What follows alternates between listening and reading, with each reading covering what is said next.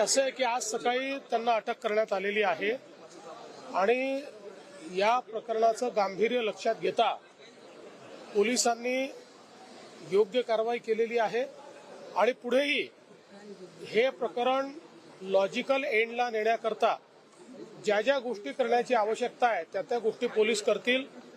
अशा प्रकारे प्रताडित करून आत्महत्या करायला मजबूर करणं या गोष्टी सहन केल्या जाणार नाहीत।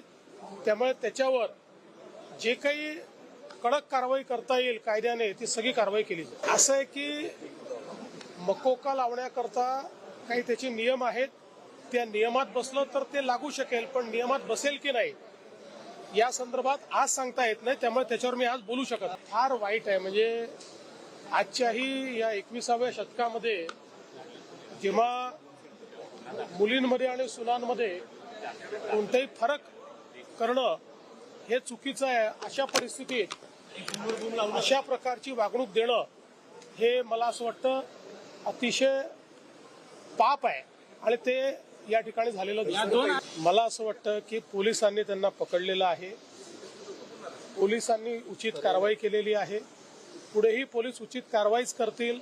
आता याला खूप फाटे फोडणं हे अतिशय चुकीचं आहे।